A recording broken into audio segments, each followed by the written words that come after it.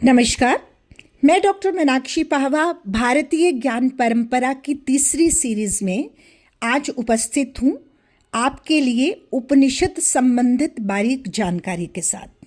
तो आइए प्रारंभ करते हैं उपनिषद के बारे में ज्ञान प्राप्त करना। क्या है उपनिषद? उपनिषद वेदों का अंतिम भाग है और वेदों का अंतिम भाग होने के कारण इन्हें वेदांत भी कहा गया है। उपनिषद का अर्थ है गुरु के पास बैठकर ज्ञान प्राप्त करना। यदि सरल शब्दों में उपनिषद से संबंधित मैं कुछ कहना चाहूँ तो मैं यही कहूँगी कि ये जीवन और आत्मा का गहरा ज्ञान देने वाले ग्रंथ हैं। उपनिषद में उप, नि और शद, इन तीनों के अर्थ से मैं आपको अवगत करवाना चाहूँगी।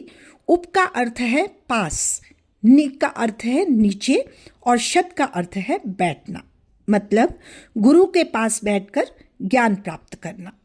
तो आइए अब बात करते हैं उपनिषद के मुख्य उद्देश्य पर। उपनिषद का मुख्य उद्देश्य आत्मा और ब्रह्म के सच्चे ज्ञान को समझाना है। उपनिषद सिखाते हैं कि हम अपने वास्तविक स्वरूप को कैसे पहचानें। उपनिषदों का लक्ष्य हमें अपने अज्ञान को दूर करके ज्ञान की प्राप्ति करना सिखाता है। ये हमें जीवन के सच्चे अर्थ और परम सत्य से अवगत करवाते हैं और साथ ही उपनिषद मनुष्य को आत्मज्ञान के माध्यम से शांति की ओर भी ले जाते हैं। उपनिषद के मुख्य विचार में हम जिक्र करेंगे कुछ तत्वों का, जैसा कि आत्मा। उपनिषद का मुख्य विचार आत्मा के ज्ञान से आधारित है। उपनिषद मानते हैं कि हर मनुष्य के भीतर एक आत्मा है जो अमर है, अविनाशी है। शरीर नष्ट होता है लेकिन आत्मा कभी नष्ट नहीं होती। उपनिषद बताने का प्रयास करते हैं कि आत्मा ही हमारा सच्चा स्वरूप है। आत्मा और ब्रह्म एक है। आत्मा परम सत्य का ही अंश है। ईश्वर अंश, जीव अविनाशी, क्योंकि ईश्वर जो है वो मूल है और जीव उस ईश्वर का अंश है। मनुष्य आत्मा को पहचान लेता है तो ज्ञान और शांति को प्राप्त करता है। इस तरह उपनिषदों में आत्मा को सबसे महत्वपूर्ण अंश माना गया है। दूसरा है ब्रह्म। ब्रह्म परम सत्य है, सर्वोच्च शक्ति है। वो निराकार है, वो अनंत है, वो सर्वव्यापी है, वो हर जगह मौजूद है। वो पूरे जगत के मूल का कारण है और सभी वस्तुएं उसी से उत्पन्न होती हैं और उसी में समा जाती हैं। वो आंखों से देखा नहीं जा सकता, उसे ज्ञान के माध्यम से समझा जा सकता है। और ब्रह्म के बारे में उपनिषद ये भी बताते हैं कि आत्मा और ब्रह्म दोनों एक ही हैं। आत्मा और ब्रह्म के संबंध पर चर्चा करते हुए उपनिषद हमें ये ज्ञान देते हैं कि आत्मा और ब्रह्म का संबंध बहुत गहरा है। आत्मा प्रत्येक मनुष्य के जीवन में मौजूद है, प्रत्येक जीव के अंदर निवास करती है और ब्रह्म भी इस संपूर्ण जगत का मूल है। वो परम सत्य है, सर्वोच्च तत्व है। यही संबंध तत्वमसि और अहम ब्रह्मास्मि जैसे महावाक्यों द्वारा समझाया गया है। जब मनुष्य अपने भीतर की आत्मा को पहचान लेता है तो ब्रह्म को भी जान लेता है। चौथे नंबर पर आती है माया। उपनिषदों ने माया को संसार का भ्रम और आभास माना है, यानी वो स्थिति जो दिखाई तो पड़ती है लेकिन है नहीं। माया को भी उन्होंने अपने आप में शक्ति माना है, एक ऐसी शक्ति जो मनुष्य को सत्य को समझने से रोकती है। माया के कारण ही तो मनुष्य भौतिक वस्तु और बाह्य चीजों को सच्चा मान बैठता है। उपनिषद बताते हैं कि संसार स्थायी नहीं है अपितु परिवर्तनशील है। पल पल इस संसार का क्षय होता है और माया इसी जगत का मूल में भी है। मनुष्य जब ज्ञान प्राप्त करता है तब जाकर वो माया के प्रभाव से भी मुक्त हो जाता है। उपनिषद मनुष्य के लिए कुछ शिक्षा छोड़ता है। पहली शिक्षा सच्चाई की खोज, कि हमें सदैव सत्य की तलाश करनी चाहिए। ज्ञान का महत्व, अज्ञान ही दुख का कारण है, ज्ञान हमें मुक्त कराता है। और आत्मज्ञान से जुड़कर उपनिषद कहते हैं कि खुद को जानना सबसे बड़ा ज्ञान है। उपनिषद में जीवन का एक विस्तारित अर्थ सामने आता है।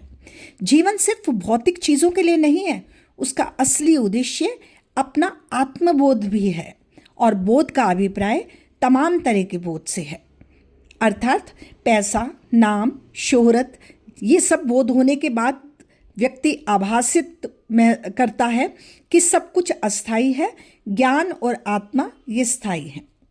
अब बात करेंगे उपनिषद के कुछ प्रमुख मंत्रों पर। पहला मंत्र है तत्वमसि, यानी तुम वही हो, तुम्हारी आत्मा ही परम सत्य है।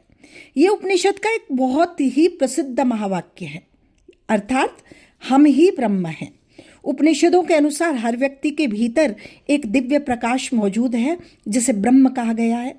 जब मनुष्य इस सत्य को समझ लेता है तब उसे आत्मबोध प्राप्त होता है।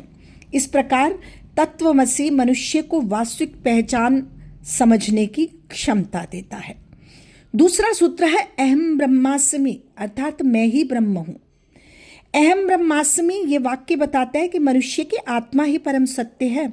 उपनिषदों के अनुसार आत्मा और ब्रह्म में कोई अंतर नहीं है, वो दोनों एक ही हैं। जब मनुष्य अपने वास्तविक स्वरूप को पहचान लेता है तब उसे ये ज्ञान प्राप्त होता है, ये स्वयं ब्रह्म का अंश है। इसलिए अहम ब्रह्मास्मि क्या करता है, वो मनुष्य और आत्मज्ञान इस सच्चाई का बोध करवाता है।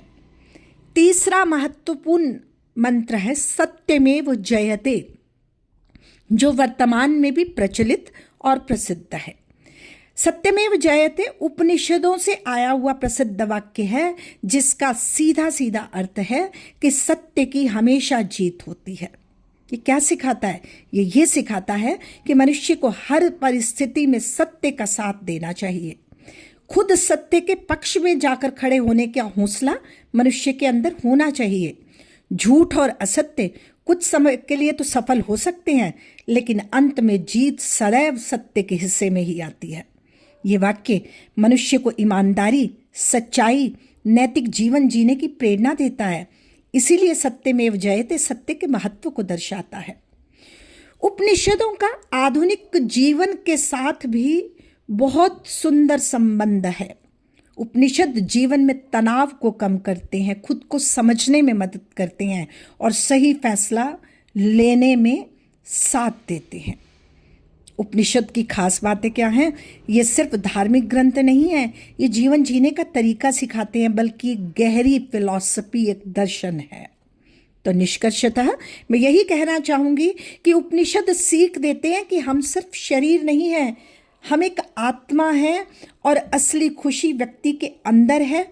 जो खुद को समझ लेता है वो जीवन जीने के तरीके भी समझ पाता है, और जीवन और उपनिषद के इस संबंध से यही अनुभव होता है कि हमारे अनुभव ही हमारे बोध का आधार बन सकते हैं। आसान शब्दों में ये कहा जा सकता है कि जीवन एक यात्रा की तरह है और उपनिषद उस जीवन रूपी यात्रा का ही ज्ञान है। धन्यवाद।